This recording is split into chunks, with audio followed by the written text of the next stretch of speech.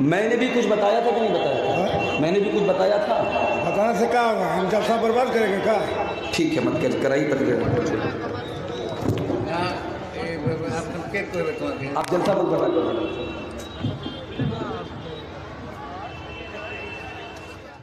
करना ही पड़ेगा। नहीं नहीं नहीं, कोई जबरदस्ती नहीं है भाई।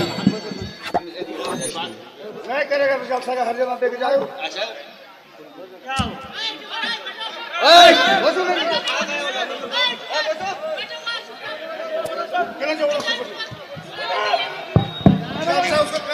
भाई शेख हुसैन साहब को लाया जाए, भाई जल्दी शेख हुसैन साहब को स्टेज पे लाया जाए।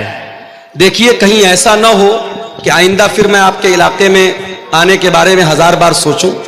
आप आलिम बुलाते हैं, किसी को गुलाम बना के नहीं बुलाते हैं। आपके सामने सारी मजबूरी बयान कर दी मैंने, अपने समय से ज्यादा आपके सामने तकरीर कर दी, चंदा भी कर दिया। उसके बाद पीछे से आवाज आई कि इतना करना पड़ेगा या ऐसा करना पड़ेगा, नहीं करेंगे तो हरजाना देना पड़ेगा। मैं किसी का गुलाम नहीं हूं भाई, मैं किसी का गुलाम नहीं हूं। अब आप लोग समझ लीजिए आपको क्या करना है। मैंने जलसे में तारीख दी तो किसी के हाथ की नाम की मैंने गुलामी नहीं लिखवाई थी। आपको क्लियर कर देना चाहिए कि आप गुलाम बन के आ रहे हैं। आप उलमा की इज्जत नहीं कर सकते, मत कीजिए जलसा, आप बंद करा दीजिए जलसे और मदरसे। आलिम को बुला के जलील कर रहे हैं आप, स्टेज पे धमकी दे रहे हैं।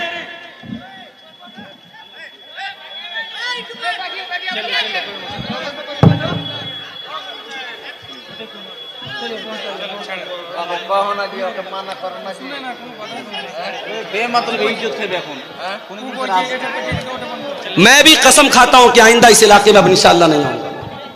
बहुत मुझे आज तकलीफ हुई है, बहुत दर्द हुआ है। जिस तरीके का लबो लहजा, जिस तरीके की जबान इस्तेमाल हो रही है, आप आलिम को बुला करके डरा रहे हैं, उसको जो है आतंकित कर रहे हैं, उसको दहशत में मुब्तला कर रहे हैं। एक आदमी मुझसे आके कहता है कि संभल के जाइएगा, आपके ऊपर हमला हो सकता है। मतलब आप इसलिए एक मेहमान को बुलाते, आलिम को बुलाते हैं।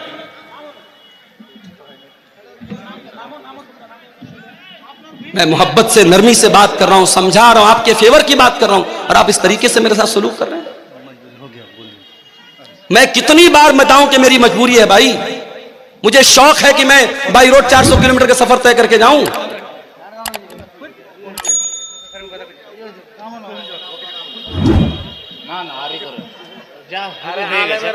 मैं गवर्नमेंट टीचर हूं मदरसे में, वहां सुबह बायोमेट्रिक लगेगी, अंगूठा लगाना है मुझे। उत्तर प्रदेश मुझे जाना है, बनारस जाना है। मैं मजबूरी बता, मैं जुमा में बयान कर चुका हूं।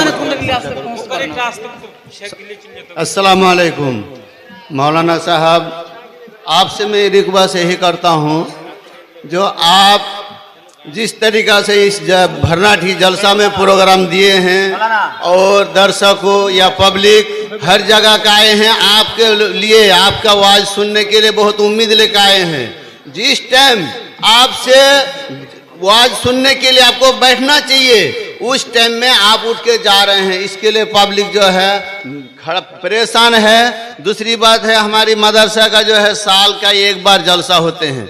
बहुत 2-4 लाख रुपया खर्चा करके हम लोग एक प्रोग्राम बना रहे हैं। मौलवी साहब, आप जो स्टेप से चला जा रहे हैं तो हमारी बहुत मदरसे का बहुत ठीक है भाई, मैं स्टेज पर बैठ जाता हूँ, मैं नहीं जाता हूँ। मैं कल की छुट्टी किसी तरीके से ले लूंगा, मैं वहां तनख्वाह कटवा लूंगा, नौकरी को खतरे में, मैं मगर तकरीर नहीं कर सकता। जब आपकी इज्जत की बात हो तो मेरी भी इज्जत की बात। चलिए, शुक्रान जज़ाकुमुल्लाह। अपना लग रहा है कि बर्बाद हो जाएगा, मैं तो जान का खतरा मोल लेकर के जा रहा था ना, मैं नहीं जाऊंगा। ठीक है, मैं बैठ जाता हूँ स्टेज पर। शुक्रान जज़ाकुमुल्लाह व हसन अल जज़ा। ये शेख अगर आपको लगता है कि आपके मेरे स्टेज पर बैठे रहने से आपका जलसा बर्बाद नहीं होगा तो बचा लीजिए जलसे को, मैं जलसे को बर्बाद नहीं करता। अल्लाह के प्यारे नबी फरमाते हैं, तअल्लमू मिन अंसाबिकुम मा तसिलून बिही अरहामकुम। ओ लोगो, अपने खानदान को पहचानो, अपने रिश्तों को पहचानो, ताकि अपने रिश्तेदारों के साथ तुम अच्छा सलूक कर सको। जब तुम अपने रिश्तेदारों के साथ अच्छा सलूक करोगे, उनको पहचानोगे, उनके खुशी और गम में शामिल हो जाओगे, अल्लाह के नबी फरमाते हैं, फ़इन्नहा महब्बतुन फिल अहली मनसातुन फिल असरी मसरातुन फिल माली। उससे 3 फायदा होगा, 3 बेनिफिट होगा, 3 लाभ होगा। पहला लाभ तो ये होगा कि परिवार में मोहब्बत बढ़ेगी।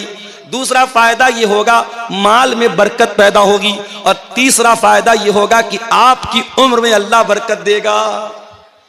अगर आप दौलत वाले हैं, अगर आप करोड़पति हैं, अगर आपको अल्लाह ने नवाजा है, अपनी दौलत अपने ऊपर खर्च की तो क्या किया, अपने बीवी बच्चों पर खर्च की तो क्या की। दौलत का सही इस्तेमाल तो यह है, अपने बाल बच्चों की जरूरत पूरी करने के बाद, अपनी जरूरत पूरी करने के बाद हम ये देखें हमारे रिश्तेदारों में कौन है जो हमारी मदद का हकदार है, और आगे बढ़ करके किसी गरीब की लड़की की शादी करा दें, किसी का घर टूट रहा है उसका टूटा हुआ घर बना दें, किसी की मदद कर दें। मेरे प्यारे साथियों, ये तीसरा हक है जो अल्लाह ताला ने इस आयत में बयान किया, वह बिज़िल कुर्बा, अपने रिश्तेदारों के साथ भी तुम अच्छा सुलूक करो। उसके बाद फरमाया वबिल वालिदैनि ihsanan व बिज़िल कुर्बा वल यतामा, और यतीम के साथ तुम अच्छा सलूक करो। यतीम किसको बोलते हैं? अनाथ, जिसके बाप का इंतकाल हो गया। दुनिया में इंसान बाप की कदर नहीं करता, लेकिन जब बाप मरता है तब इंसान को महसूस होता है कितनी बड़ी दीवार होता है बाप। जिस बच्चे का बाप इंतकाल कर जाए, जो बच्चा यतीम हो जाए, अनाथ हो जाए, आज मदरसों में देखो अनाथ बच्चे पढ़ते हैं। जिन बच्चों के बाप जिंदा हैं वो घर से फोन करते हैं, बच्चों की हाल चाल लेते हैं, बच्चों को पैसा भेजते हैं, कभी कभार मिलने के लिए आते हैं, बच्चों को टॉफी देते हैं, सामान दे देते हैं। सोचो उन्हीं बच्चों में जो बच्चा अनाथ है, जो बच्चा यतीम है, वो बेचारा अपने आप को कितना बेबस महसूस करता है। सारे लोगों को प्यार करने के लिए उनका बाप मौजूद है, मेरा कोई बाप नहीं है, मेरे बाप दुनिया में नहीं है। इसलिए अल्लाह ताला यतीम के साथ, अनाथ के साथ अच्छा सलूक करने का हुक्म देता है। फरमाया वल यतामा, और अपने यतीमों के साथ तुम अच्छा सलूक करो। और माशाअल्लाह देखिए, बच्चा लाया है चांदी का कोई सामान, कौन दिया बेटा? अम्मी दी। चलिए, अल्लाह ताला जिसने भी इस बच्चे को के जरिए भेजा है, अल्लाह उसके चंदे को कबूल फरमाए और उसके हक में सदका जारिया बनाए। मेरे भाइयों, वल यतामा, यतीम के साथ अच्छा सलूक करो। मैं आपको क्लियर बता दूं, तकरीर के आखिरी 10 मिनट इंशाअल्लाह मैं चंदा भी करूंगा। 2000 रुपया है, किसके नाम से? रफीक आलम साहब ने ये 2000 रुपया दिया है, अल्लाह इनके चंदे को कबूल फरमाए। मेरे भाइयों, यतीम अगर कोई बच्चा है, हो सके तो उसके सर पे हाथ फेर दो। ये दिल का जो दिल की कठोरता है, दिल की नरमी, दिल की सख्ती को अगर नरमी में चेंज करना है तो यतीम के साथ अच्छा सलूक करो। एक सहाबी अल्लाह के नबी के पास आए, कहा अल्लाह के नबी, मुझे अपना दिल बहुत कठोर महसूस होता है, दिल बहुत सख्त महसूस होता है। आपने फरमाया जाओ इमसा बिरासिल यतीम, किसी अनाथ के सर पर हाथ फेर दो, किसी यतीम के सर पर हाथ फेर दो, किसी यतीम की मदद कर दो, किसी यतीम के खाने का इंतजाम कर दो, तुम्हारे दिल की कठोरता दूर हो जाएगी। आज मसला तो यही है मेरे भाई, हमारे दिल कठोर हो चुके हैं, हमारे दिल सख्त हो चुके हैं। इस दिल में ना अल्लाह की मोहब्बत है, ना रसूल की मोहब्बत है, ना कयामत का डर है, ना आखिरत का डर है, ना जन्नत की तलब है, ना जहन्नम से बचने का जज्बा है मेरे भाई।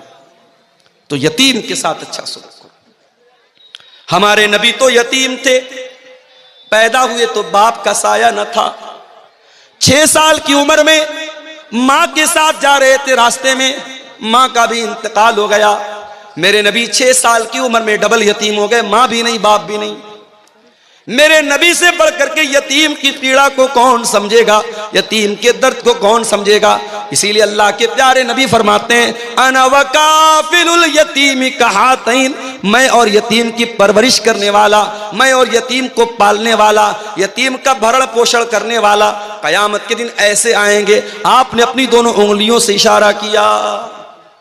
इसलिए यतीम, अगर आपके समाज में, आपके गांव में कोई बच्चा यतीम है, हो सके तो उस यतीम की परवरिश अपने जिम्मे ले लो। नहीं ले सकते उसके मदरसे का खर्चा अपने जिम्मे ले लो।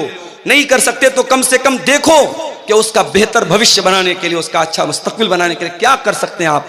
यतीम के साथ अच्छा सलूक करो। उसके बाद फरमाया वल जारि ज़िल कुर्बा, और अगर तुम्हारा कोई ऐसा पड़ोसी है जो पड़ोसी भी है और रिश्तेदार भी है, पड़ोसी भी है और चाचा भी है, पड़ोसी भी और ताया भी है, पड़ोसी भी है और चचेरा भाई भी है, अगर तुम्हारा पड़ोसी तुम्हारा रिश्तेदार है तो उसके साथ भी